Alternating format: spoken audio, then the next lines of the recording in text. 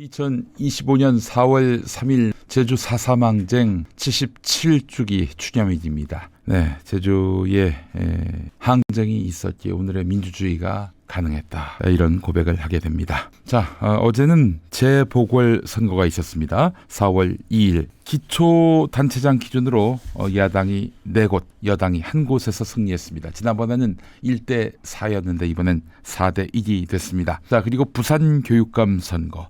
부산 시민, 부산 유권자들이 투표해서 선출한 교육감은 민주진보 성향 김석준 후보였습니다. 50%가 넘었습니다. 그래서 보수 후보가 양분됐다고 하지만 그들이 단일화했어도 김석준 후보가 이겼을 것입니다. 자, 이번 선거는 정치적 의미가 매우 강한 국회의원 선거가 포함되진 않았지만 서울과 영남, 호남, 영남, 충청에서 기초단체장 선거가 고르게 열렸고 12.3 비상계엄 이후 첫 전국 단위 선거란 점에서 정치권의 관심을 모았습니다. 윤석열의 탄핵 심판 선고 기일이 바로 내일로 확정되면서 탄핵 전국 민심의 가늠자 역할을 할 것이라는 분석도 나왔습니다. 결과는 야당의 압승이었습니다. 탄핵을 강력하게 요구하는 정치 세력의 압승이었습니다. 특히 여당이 승리한 곳은 사실상 TK에 불과했습니다. 자, 이번 선거에서 가장 주목되는 곳은 바로 거제시장과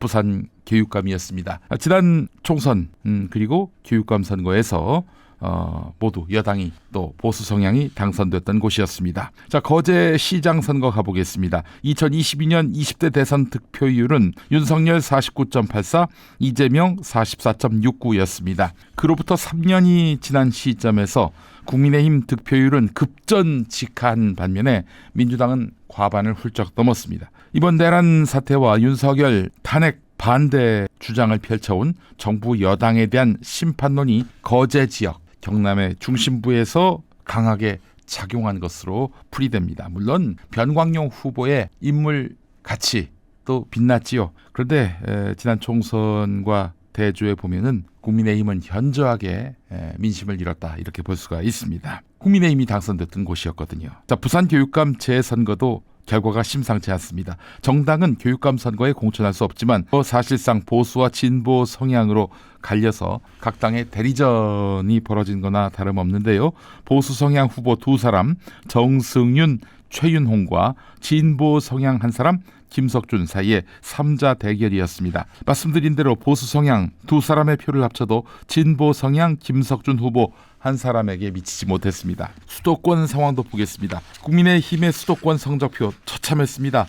중랑구 의원 선거에선 민주당 김대형 후보가, 마포구 의원 선거에서는 민주당 장영준 후보가, 동작구 의원 선거에서는 민주당 송동석 후보가 나란히 여당 후보를 꺾고 당선됐습니다. 동작구와 마포구, 나경원 조정훈 의원의 지역구지요. 패배를 면치 못했습니다. 구로구청장 선거 역시 국민의힘이 자기들 책임으로 벌어진 선거다 보니까 후보를 내진 않았어요. 민주당 장인홍 후보가 압도적 표차로 당선이 됐습니다. 서울 민심이 어떻게 변화되는지 알 수 있는 그런 선거 결과로 매우 의미가 있었다라고 볼 수 있습니다. 경기도에서도 민주당이 강세를 보였습니다. 여기 경기도 의원 성남 6 선거구 재보선 분당인데요. 개혁신당 이기인 도의원이 그만둔 곳인데 여기서 민주당 김진명 후보가 53.38%를 득표하면서 국민의힘 후보를 이겼습니다. 경기도 의원 군포 4 선거구 역시 민주당 성복임 후보가 국민의힘 후보를 큰 득표차로 따돌렸습니다. 충청권으로 가보겠습니다. 지역별로 승부가 갈렸는데 대전시의원 유성 2 선거구에서 민주당 방진영 후보가 국민의힘 후보를 따돌렸고요. 충남도의원 당진 2 선거구에서는 거의 박빙의 차이였습니다. 1%포인트 싸움이었는데 국민의힘 후보가 이겼지만은 민주당이 통탄해하는 것은 진보당이 5%나 득표를 했다는 점이죠. 단일화했다면은 넉넉하게 이겼을 텐데 그렇죠. 이 어부지리로 당선이 된 겁니다. 국민의힘 후보가 말이죠. 부산 교육감 선거를 다시 한번 들여다보겠습니다. 이 부산 전역에서 부산 유권자를 상대로 벌인 선거 아니겠습니까? 김석준 후보가 득표율 51.13%였습니다. 보수진영 후보였던 4개 후보가 단일화돼서 몰아줬던 정승윤 후보는 40.19%에 불과했습니다. 검사 출신으로서 윤석열 대선 캠프와 국민권익위원회 부위원장을 지낸 정승윤, 이 사람 말이죠. 국민권익위원회 부위원장으로 있을 때 기올백 사건 그 덮어준 장본인입니다. 그러니까 친윤이지요. 국민의힘 공천을 받지 않았다 하더라도 다 친윤 후보로 알았습니다. 이 정승윤 후보 선거운동에 한국사 강사 전한길 씨, 그리고 소년보라고 부산 세계로교회 담임 목사, 이 사람이 또 나서서 지원을 했지만은 승부를 뒤집지 못했습니다. 극우 세력의 전폭적인 지원을 받았지만 이게 도움이 안 됐다는 것이죠. 자, 근데 말이죠. 이게 아마 부산에 있는 국민의힘 국회의원들 굉장히 간담이 서늘했을 겁니다. 곽규택, 부산 서구동구, 서구 같은 경우 48대 42로 김석준이 이겼고, 또한 동구 같은 경우 부산 49대 39로 여기는 격차가 더 벌어졌네요.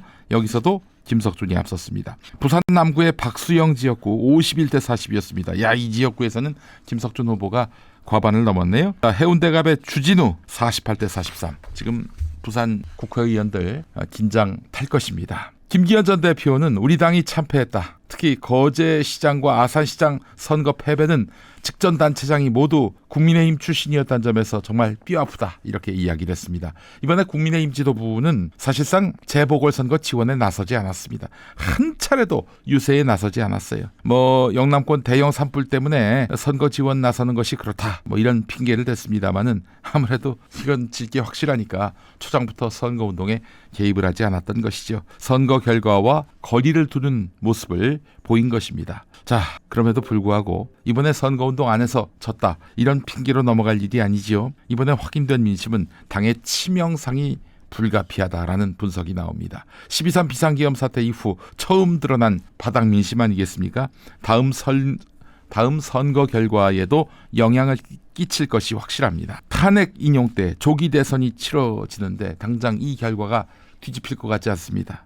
기각이 난다 하더라도 정부 불신이 사라지겠습니까? 앞으로 더 가시밭길이지요. 내년 지방선거는 그야말로 원자폭탄 맞는 듯한 결과를 받아안게 될 것입니다. 자, 이 결과를 본 헌법재판소는 어떤 입장일까요? 대구, 경북 빼놓고 나머지 지역에서 민심이 한쪽으로 완전히 돌아서 버렸는데 윤석열에게 눈치를 볼 이유가 있을까요?